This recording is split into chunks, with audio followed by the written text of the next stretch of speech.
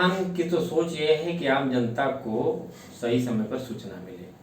और मुझे लगता है कि सूचना देने की जो बात आई संवैधानिक दृष्टि, उसके पीछे यही था कि जो विशेषकर सरकारी धन है या कोई नियमावली है तो आम जनता भी उसको जाने और समझे, पारदर्शिता बनी रहे, इसलिए नियम कानून बना। व्यवहारिक बात करते हैं, जहाँ 10 रुपये लगा करके या पोस्टल ऑर्डर या ड्राफ्ट जैसे भी, जैसा आपने बताया, सूचना ली जा सकती है। दूसरी तरफ आप देखेंगे 10 रुपये उसके साथ लगाया जाएंगे, जबकि हम रजिस्ट्री करने जाएंगे तो 20, 22, 25 रुपये उसमें खर्चे हो जाएंगे। तो सीधी सीधी बात यह है कि जब किसी को सूचना नहीं देना है, विविध प्रकार के तरीके वो अपनाता है। इसके बारे में हम आपसे ये जानना चाहते हैं कि जैसे 2 बातें आपने बताई कि प्रत्येक विभागों में एक सूचना अधिकारी नियुक्त किया जाता है, उसके द्वारा कितना समय उसको दिया जाना चाहिए, कितने समय के भीतर उसको सूचना देनी अनिवार्य होता है? हर विभाग में, चाहे वो जनपद स्तर का हो, ब्लॉक स्तर का या प्रदेश स्तर का, किसी भी स्तर का प्राधिकरण या विभाग हो, हर विभाग में एक सहायक जन सूचना अधिकारी होते हैं और एक जन सूचना अधिकारी। जन सूचना अधिकारी को सहयोग करने के लिए सहायक जन सूचना अधिकारी भी नामित होते हैं। तो अगर आवेदक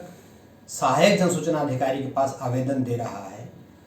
तो सहायक जन सूचना अधिकारी को अधिकतम 35 कार्य दिवस का समय मिलता है सूचना उपलब्ध कराने के लिए,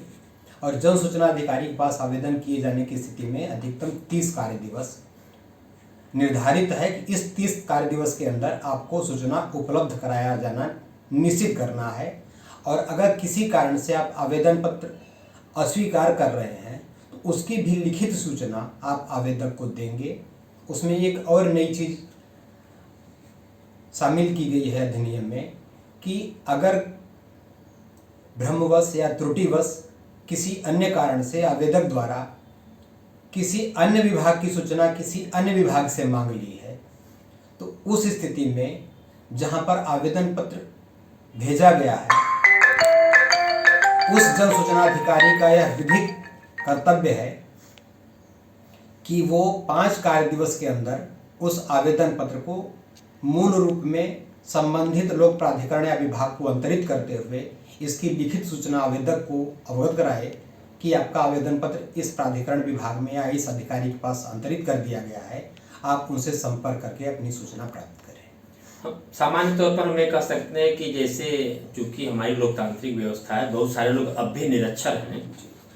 तो पहले से भी व्यवस्था थी कि कोई शिकायत किसी भी विभाग में अगर पहुंच जाती है तो वह विभाग संबंधित विभाग को स्थानांतरित कर देता था, ट्रांसफर कर देता, ताकि उसकी समस्या का समाधान हो जाए। मुझे लगता है उन सब चीज़ों को ध्यान रखते हुए व्यवस्था दी गई है। और हम इसके बारे में और आपसे जानना चाहते हैं कि आपके द्वारा जो अब तक प्रयास किए गए, विशेषकर सोनभद्र जनपद में,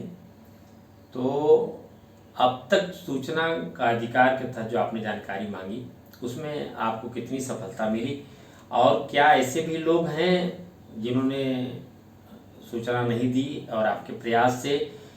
उनके ऊपर अर्थदंड भी लगा? ऐसी कोई जानकारी हो तो मुझे बताएं। तमाम ऐसे विभाग हैं जो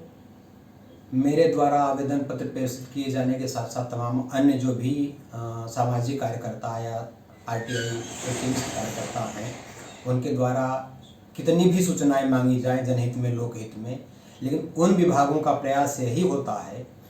कि जब तक आयोग से नोटिस उनको न मिले या उनके ऊपर अर्थदंड न मिले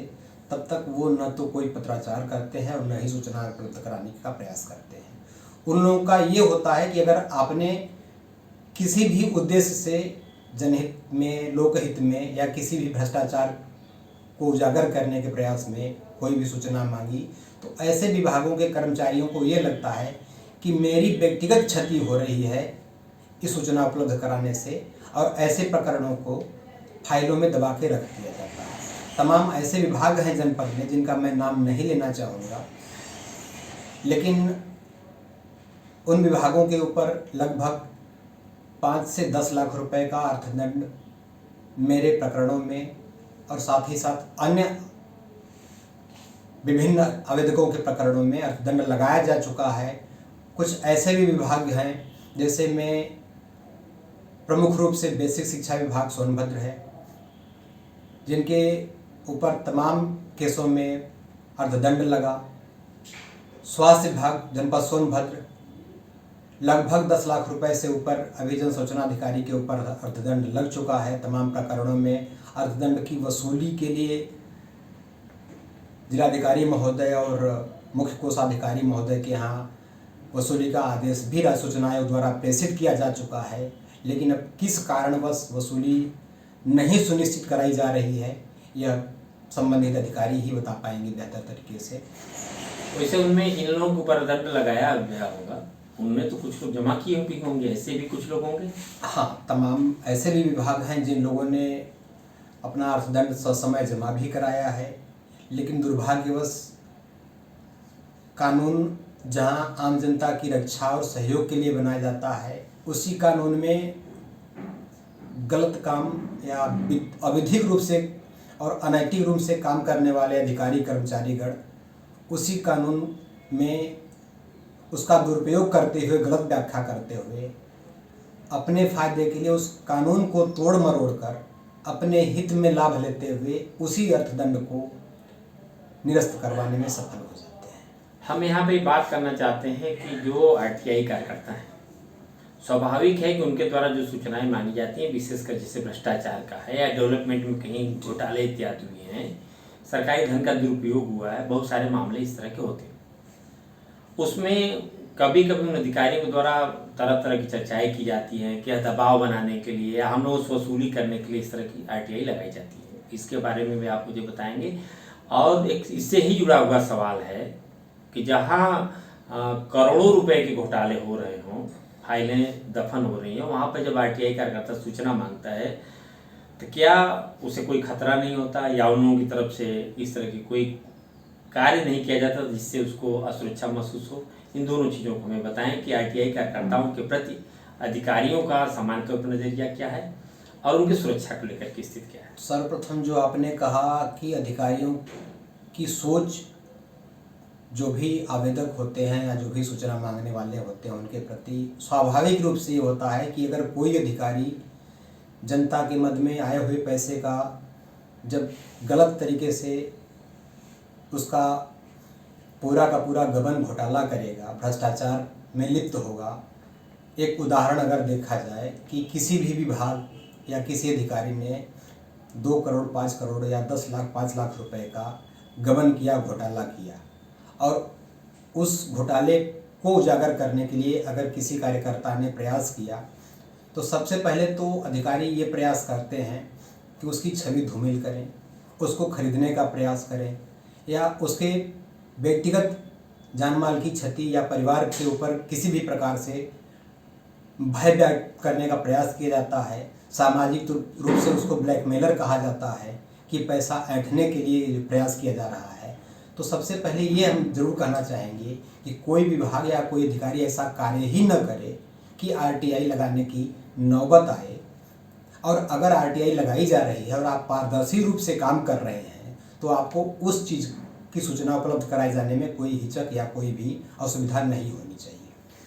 दूसरा बिंदु जो आपने कहा आरटीआई कार्यकर्ताओं की सुरक्षा को लेके, मेरे ऊपर कई बार व्यक्तिगत रूप से जान से मारने का प्रयास किया गया। इसमें शासन प्रशासन को भी कई बार अवगत कराया जा चुका है। मेरे ही पत्र पर 2013 में श्रीमान पुलिस अधीक्षक महोदय द्वारा जनपद के समस्त क्षेत्राधिकारियों को और जितने भी चौकी इंचार्ज हैं, थानाध्यक्ष महोदय, जितने भी लोग हैं, सब लोगों को निर्देश जारी किया गया था कि ग्राम स्तर से लेके थाना स्तर से लेके जनपद स्तर पर जितने भी आरटीआई कार्यकर्ता हैं और ख़ास तौर से जो सक्रिय रूप से हैं, उनका एक डाटाबेस कलेक्ट करके उनको यथोचित